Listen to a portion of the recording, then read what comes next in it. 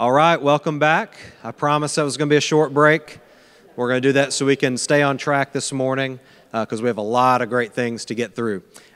Starting with this next group, Certificate of Need reform is obviously a big topic here in Georgia. Our legislators have signaled that it's something that they are ready to examine very, very closely. I'll stop short of saying take up. We'll see. But I want to start by introducing our next speaker and the moderator for this panel, and that's Naomi Lopez Bowman. She's head of healthcare policy for the Goldwater Institute in Arizona, one of our sister think tanks, and really one of the leaders in our industry of state-based free market think tanks. And so, Naomi, I'm going to let you take it from there. Thank you so much for being with us. Good morning. Thank you so much for coming together to discuss these really important issues. My name is Naomi Lopez Bauman. I'm Director of Healthcare Policy at the Goldwater Institute, which is based in Phoenix, Arizona. I actually work remotely for Goldwater from my home in Springfield, Illinois. So today we're talking about Certificate of Need. Let's first start with, an analogy. What would Atlanta be like if your outstanding restaurants had to get permission from other food establishments, hotels, restaurants, for example, to open up their doors? Or what would our smartphones, which provide directions, music, email, Google searches, be like if Apple or Samsung had to get first had to get permission from its competitors in order to establish new applications on those smartphones? There should be little doubt that our lives would be far more frustrating places for people who live, work, play, or visit Atlanta if con laws dominated these other industries in our lives in the same way that Certificate of Need laws are now restricting our healthcare choices.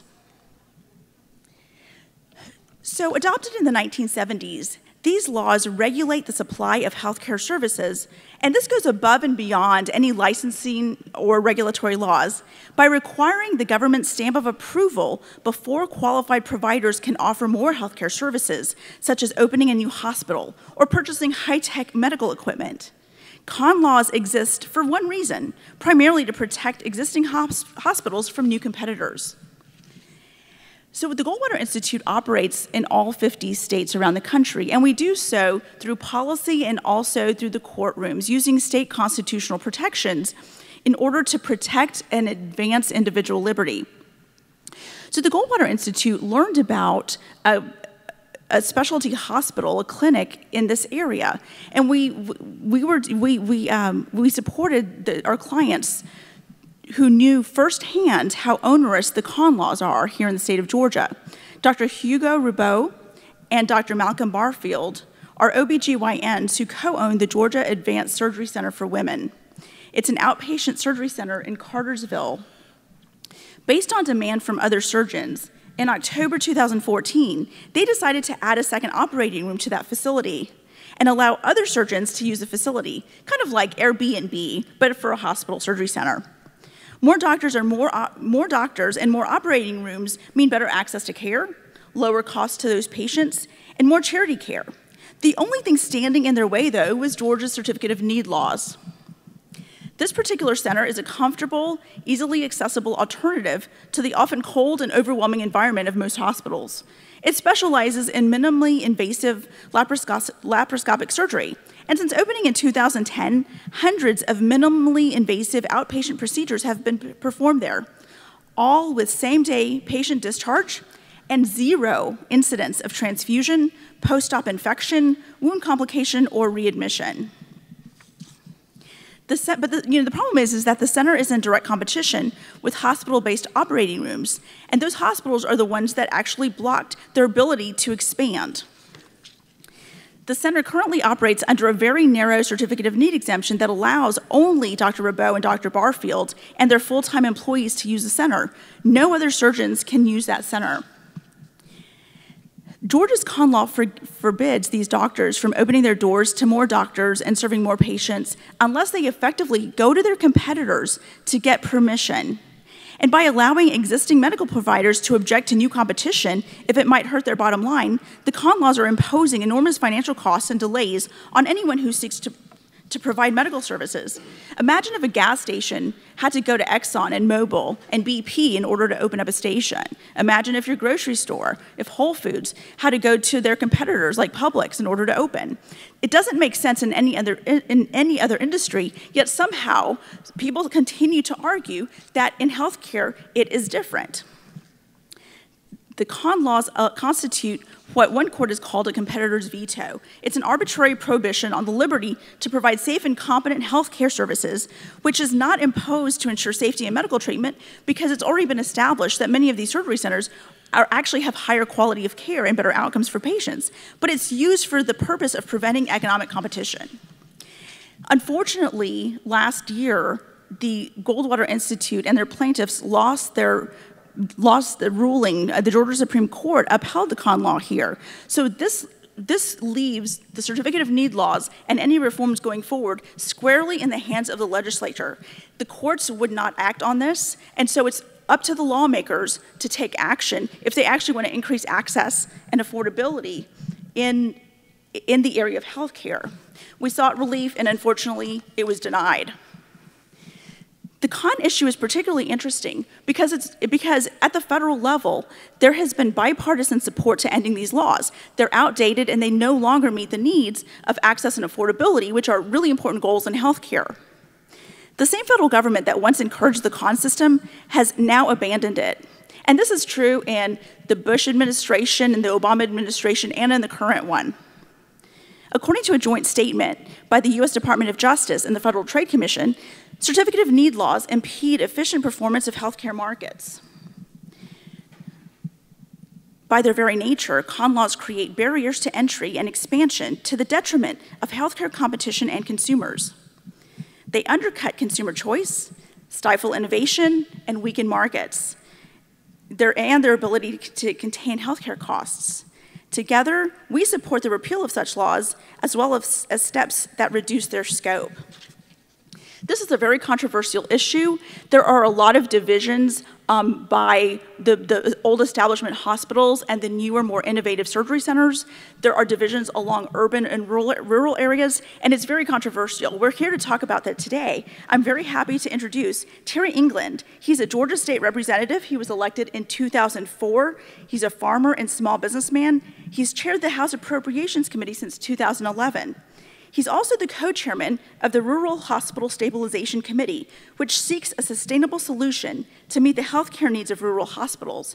And he's also co-chairman of the House Rural Development Council that is now studying ways to boost Georgia's rural communities.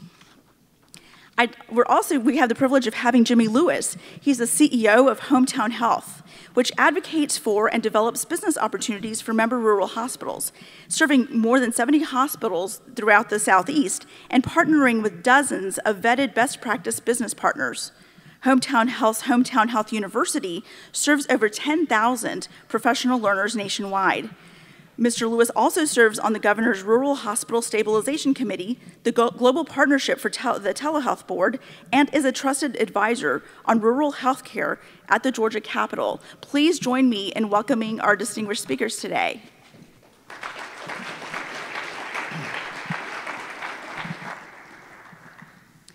So we're going to start out by asking our panelists some questions, but we'd also like to take questions from you, the audience. So please write your questions down on the postcards that were provided, and we will get through just as many of those as we are able to today. I'd first like to ask our panelists how they see the con issue in the larger healthcare context, how they view this issue going forward, and why it's important here in Georgia. Go ahead, Chairman. Nothing like having someone defer to you.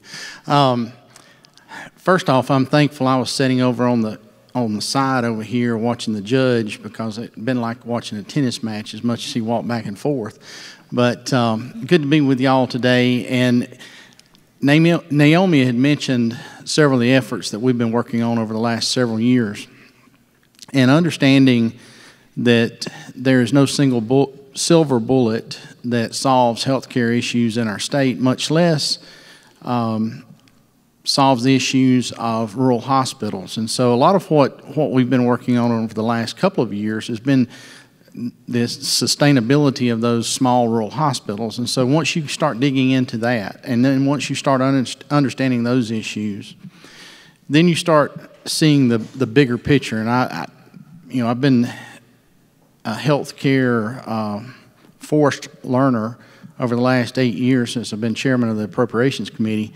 And so it's a process that continues to go on every day. But in looking at the issues that affect or impact hospitals in general, not just rural hospitals, but all hospitals, is we have to have a basis of understanding, I think, that those hospitals are required by federal law to see anyone that comes to an emergency room. So by that sheer nature, they're going to have people coming through their doors that have no ability to pay. And so those individuals, those hospitals have to figure out a way to make business work by seeing those individuals, while at the same time, some of the things that are in place through CON do protect that somewhat, in that if you take and add competition to the market, then those coming in providing that competition have the ability to turn people away that cannot pay. So the kind of the long-standing argument has been that we're looking at protecting that safety net of hospitals from the unfair advantage of someone coming in and taking a paying business away. So as you go through that process and understanding that, then you realize there is a pretty good divide between our metropolitan hospitals, whether they be around Atlanta, Macon, Columbus, Savannah, those larger cities, that there's a pretty good divide in the patient mix and the payer mix that they look at versus the payer mix of rural hospitals out there in the state. So as we've gone through about 5 years of work through the Rural Hospital Stabilization Committee, and then now almost 2 years of work through the House Rural Development Council, we're starting to see that while hospitals all do provide care, there's a big difference in the way that care is provided, and a big difference in the way that care is paid for. And so we've started having quite a few discussions here of late, over the last year and a half especially, about what should we actually do with CON, and is there a reason to keep it intact the way it is today, do nothing? Is there a reason to completely take it off the table and go to a complete total free market system, even though the market is not really free, because you have one set of competitors that are required to provide service while another set of competitors are not? Or is there a happy medium in between there, where those individuals that are not required to see patients, or anybody that comes regardless of ability to pay, is there a way that they then can help supplement the system for those entities like rural hospitals and like Grady and some of our large metropolitan hospitals that have a high indigent charity care need or usage, to help supplement what that cost is to them, and have a quasi-free and open market where at some point the market saturation basically becomes the limiting factor on how many, whether it's AmSurg centers or freestanding radiology or imaging or something like that, can happen. So those are the things that we're kind of looking at. That's kind of the meandering way in which I've found myself coming into this whole discussion. And I'll be the first to sit up here and say I'm by far not an expert on the issue, and find it a little intimidating to come and try to be one. So I appreciate that opportunity. Well, Jimmy, what are your thoughts on this? Beats me. Sounds like it's a complicated subject. I would say that my interest comes from the rural hospital side of the house. I got involved in it 20 plus years ago because of some strange things that were going on with respect to CON at the time. I was having to pay I owned a company and had to pay 2 and 3x for a baby delivery that I didn't think was quite the right thing to do. So I got involved in it at that point in time. It's evolved from then until now.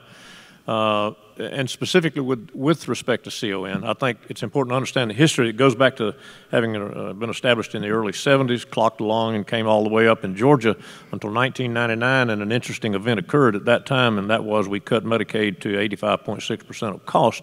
And we did that because we thought we could cost shift that difference through the commercial payer side of the house to compensate for the loss. And that may have worked until about 5 or 6 years ago, and the insurance companies realized that that was a cost transfer that they were absorbing, and they said no more. And suddenly that 15% cut that we had in '99 came to bear at this particular point in time. You say, well, what does that got to do with CON? Well, CON had an awful lot to do with certainty that would allow that particular cut to stay in place, because the certainty was we got the allocation of services, we got the CON approvals and all of the things that go with it. That created some issues. Then again, in 2006 or thereabout, we had a restudy of the program. It was a slight tweak, but nothing major. And from then until now, we've had nothing to change. It's been an evolution, and it's been an evolution by decisions and precedent, and really the will of the marketplace is working on itself. The consequence is today, controversial it will sound, is that CON as we know it is totally broken. In the state of Georgia, it is totally broken because it is divided, as the chairman said, between an urban situation and a rural situation. And then it's divided between for-profits and not-for-profits. And it's divided between hospitals and AMSURGs and all of the things that go with it. So we suddenly come into an extremely difficult, very complex subject matter. From the rural side of the house, first of all, it's critically important to us because as there's one part of the the hospital community that is desperately dependent upon CON. And that is those rural hospitals, 20 of them or so, that do surgery. Were CON to go away in their particular case, there would be the great possibility of AMSURG centers moving into some of those hospitals. Were that to be the case, they would close or be deteriorated in very short order. That's critical. The second thing is we have a part of the CON that says you got a capital threshold that you got to abide by, which means that you got to get approval to do things like build parking decks and other things that are totally ancillary to the process but don't contribute to patient care. I was just talking to a hospital coming up yesterday, paid $25,000 to get approval for a unit that they were going to put in. That $25,000 didn't have an ROI. If you were to look at the revenue that would be required to support that, it'd be about $500,000. There's not $500,000 worth of revenue. So we've got a capital threshold that drives the train that makes it very complex. So where we come to today, and I think what this is all about, is discussing the various complexities of this and how do you fix it. There are a lot more stats, and I'll hush, but I think it's important to understand that this is a very complex matter. It is extremely detrimental to a large part of the healthcare delivery system of Georgia, and I'll speak to that in a minute. Thank you so much. So con laws were originally established to counter the cost-plus reimbursement system. At that time, there was an incentive for facilities to expand their offerings regardless of demand. Today, the cost-plus system no longer exists, and instead, hospitals are typically reimbursed a fixed amount for the services that they provide by insurers and other payers for that patient care, and that makes these current con laws obsolete. I'd like to get first Jimmy and then Terry's views on what might a reform look like, and how would this impact the business community, or what might the business community's perspective on this be, realizing that it's not a monolithic view, but then also politically, how might this play out? Would this be viable? One of the solutions that's simmering out there is to take a two-phase approach. One would be phasing out con laws over a period of time so that the law isn't changed overnight, so that these organizations have time to adapt to a new system, but also creating a system where someone who is trying to block a new competitor would pay the costs of that fight if they were to lose. What do you think about that from a business perspective, and what are the political realities of taking those types of approaches? Well, I think first thing is worth considering is the current problems that we have, and I think as you pointed out, the transition will take time. What do we do in the meantime, between time? And I'll just be controversial with the issue. We picked the wrong fights. When it comes to health care, we pick the wrong fights. We pick an urban fight versus a rural fight. We pick a CTCA fight versus a large hospital fight. We pick the AMSURG. We need to look at the patient care and the consequence of what our rules are doing with respect to patient care, and then subsequently the overall cost of health care to the citizens of the state of Georgia. I was just looking at some data yesterday that would indicate that from the CON standpoint, because we have rural communities now that are basically out of the CON, we're an unintended consequence of that capital threshold that I mentioned, and also that problem with the AMSURGs. Now, if we fix that, does that get that off of the rural back? Yes, quite much so. But there are other problems like the CTCA problem, where this is a huge fight. It's consuming a tremendous amount of energy that is a distraction away from needs in the rural community, where the needs in the rural community are we got to keep them open. we had, from my standpoint, we had 8 or 9 payroll interventions last year, and we're fighting to do payroll instead of needing to fight to save a CON issue. The energy needs to be applied to something that is more consequential that we need to address. Mr. Chairman. Nothing like just getting in the bus and driving. Get right on in it. Well, two things. One deals with, we've talked a little bit about the history of CON, and I think as we talk about the history of CON, we also need to talk about going back into Hill-Burton in the 50s and the mindset of build a hospital everywhere, build a hospital in every small community so you got health care out there. The problem that we're finding, or I've kind of noticed, is that a lot of those small hospitals that are in our rural communities that are still out there hanging on, that Jimmy gets a call on a late Wednesday afternoon because they're panicking because Thursday paychecks go out, they don't have a way to get the money out the door, is that a lot of those hospitals have not changed their business model, for that matter, since the Hill-Burton days, since everything about healthcare has changed, with the exception of how some of the business models, how the business side of the house works at those rural hospitals, and some urban hospitals. I mean, I'm not picking on one over the other. I mean, we see it in both instances. So you've got to address that issue, I think, kind of coming along at the same time while we're talking about CON. And when you talk about, you know, if you look at something and phasing CON completely out or going to a bifurcated system like we've been discussing a little bit here in Georgia, of having one tier of hospitals that are still protected under CON versus a tier that's not, is that there does have to be time in order to land that airplane for those bigger systems that are sitting out there that the only structure they've ever known is the protection through CON. And to change that overnight could very well be crippling to some major tertiary centers in the state that we all rely on, but if they're not ready for that transition, could be very detrimental to them too. So I think you've got to do a phased approach on whatever you do. If you go to a two-tiered system, you do a phased approach on the piece that comes out. If you do a total repeal, you do a phased system or a phased timeline for all the hospitals. But I think it's very important to give them the opportunity to ready themselves for it. One of the questions I've asked quite often on some of the ones that have been the strongest advocates for keeping CON has been, I would like for you to go back 10 years, and I would love for you to look at what your opportunity costs and what your cash costs have been in either applying for a CON and having to fight to get it approved, opposing someone else's CON and the fight to stop it, what you would have done had CON not been in place, what new business lines would you have added had you not had to go through the CON process, knowing that you were going to have to go through the CON process, you just decided not to do.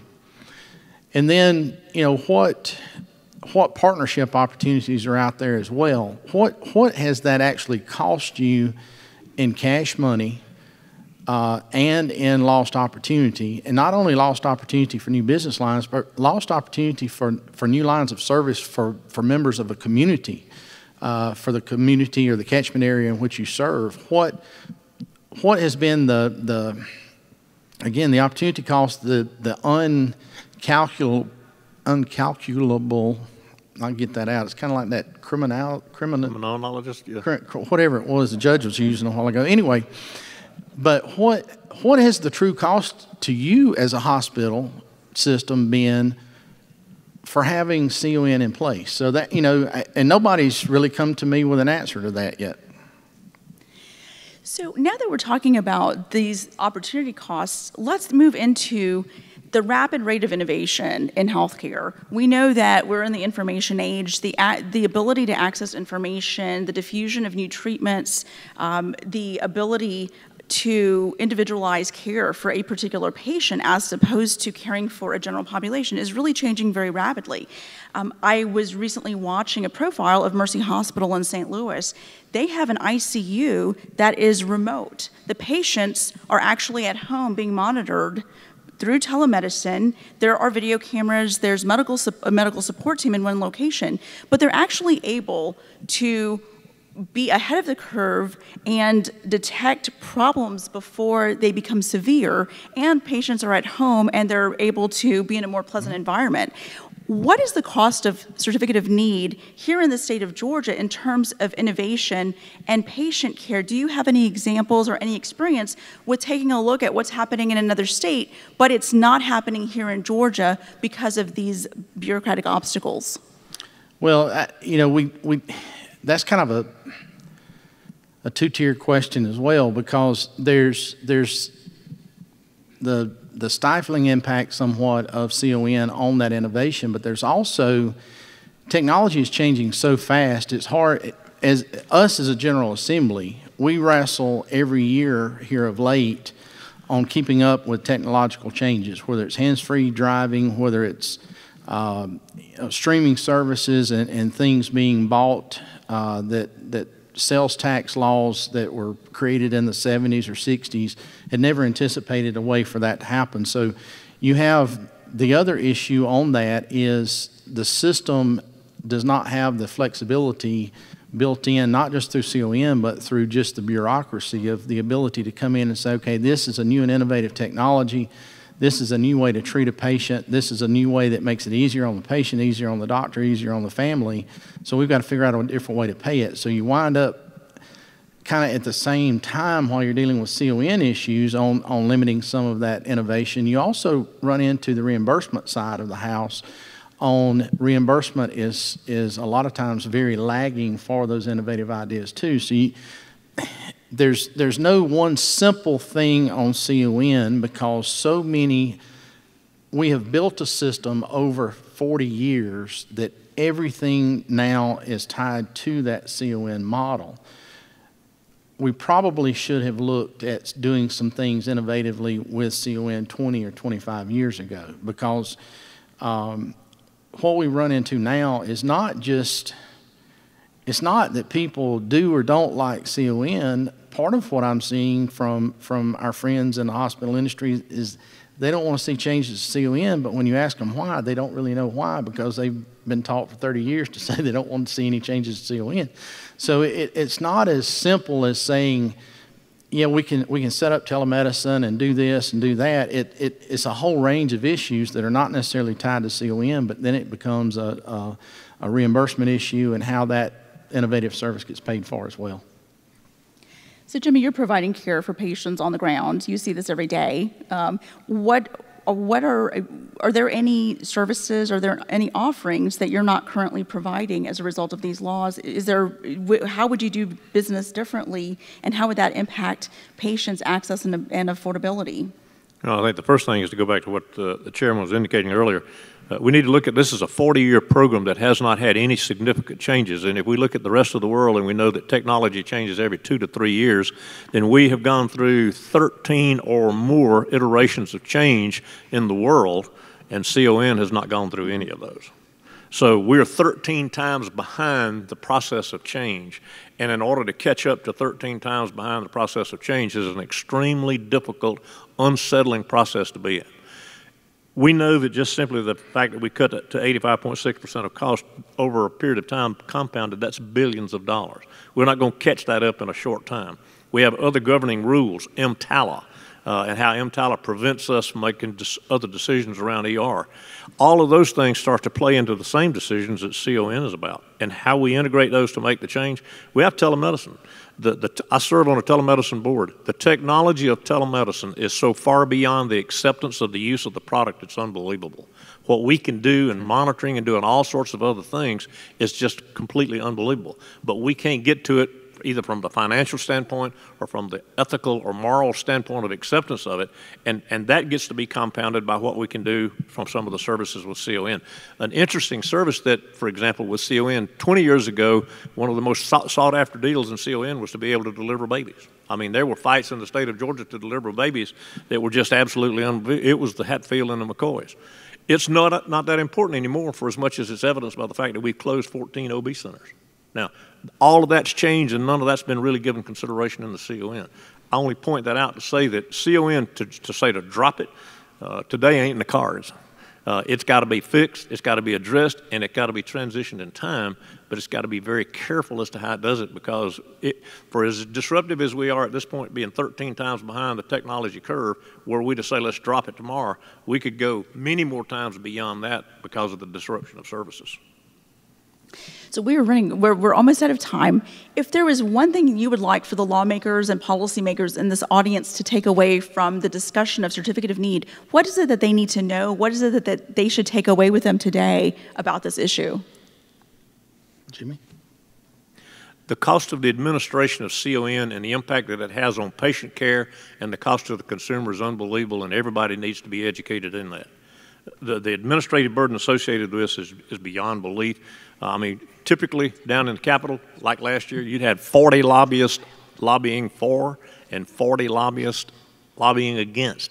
Just put that cost alone into patient care costs is pretty unbelievable, and that's only a start. So I'd say we've got to educate all of our decision makers, including ourselves, about what really is going on here. Otherwise, we're going to have a situation where we've got the most technologically advanced health care science known to mankind, and we can't get to it. To my colleagues, House and Senate both, my main thing would be just remain open-minded on the discussion. You know, we have some members that are all for total elimination and doing it today and not waiting until tomorrow to do it. We have some that I probably was in the camp of as recently as 6 months ago of do nothing to CON. But then we've got a lot of us that have truly tried to dig into this issue as best we can, understand it as best we can, to understand that there's got to be a place in the middle somewhere that works. Is it total elimination over a period of time? I don't know. Is it staying where we're at? Again, I don't know. And is there somewhere in the middle that protects a group of hospitals that truly, if someone or some entity came into a location and set up, would literally close them because of the payer mix that they're dealing with? So we've got to keep all of those things in mind, and I would just ask my colleagues that we all remain very open-minded in that whole discussion, and understand again that there's no one single silver bullet that's going to work just in North Georgia, just in South Georgia, just in Middle Georgia. But we've got to, unfortunately for us, we have to find a solution that works statewide. The other unfortunate part is that one statewide solution doesn't necessarily work. So we've just got to stay open-minded, and while we're going to hear from folks that are very passionate on both sides of the argument and probably hear very little from anybody that's kind of in the middle, our job is kind of like what the judge said a while ago, is to figure out where that happy medium is in this democracy that we protect and work to fight for, is figuring out where that place is that we need to be, and just being open-minded in it. Well, I was just informed that we do have a few more minutes. We've got a question. Rural hospitals have closed in Georgia over the last few years with con laws in place for the last couple of decades. Why do hospitals continue to say that con helps? I think we've addressed it a little bit, but I think it gets to the deeper rooted problem of rural hospitals' difficulty staying in business. Do you see any examples of neighboring states that have been able to address this issue in a way that has been both that has allowed them to have a smoother transition to a new system, but also has helped alleviate some of the financial pressures that rural hospitals face? We've looked around and we've not seen that silver bullet or magic fix. What we have had is we've had 7 or 8 hospitals that have closed. If you go in and do an autopsy on the hospitals that have closed, what you find is this entirely a function of the reimbursement. CON would not have saved any one of the ones that closed. It's simply a matter of the reimbursement being so insufficient for any variety of reasons that they can't pay the bill. We know clearly that it takes 40,000 populations to support a rural hospital. We don't have we don't have very many counties in the state of Georgia that's got 40,000 population.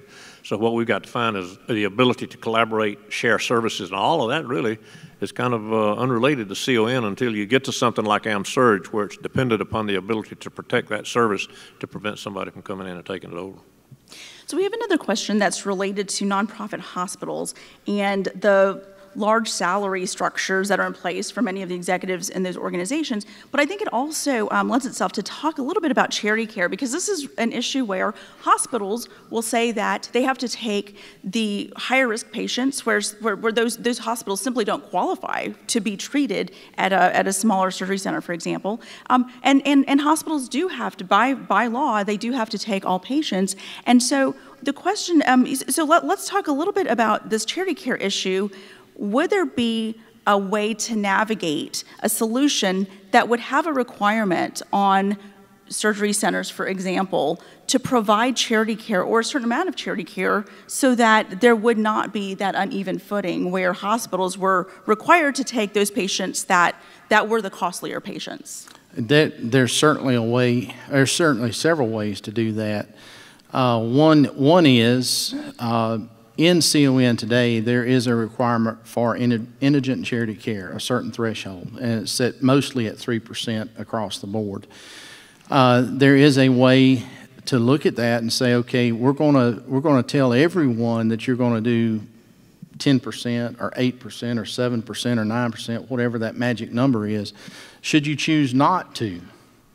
And even if you're in an area where you're just not going to have that much indigent charity care, is there a way then to go in and say, okay, for a certain percentage that you miss whatever that target is, whatever that threshold is, then that you pay into our indigent care trust fund a certain percentage of your net revenues or net profits.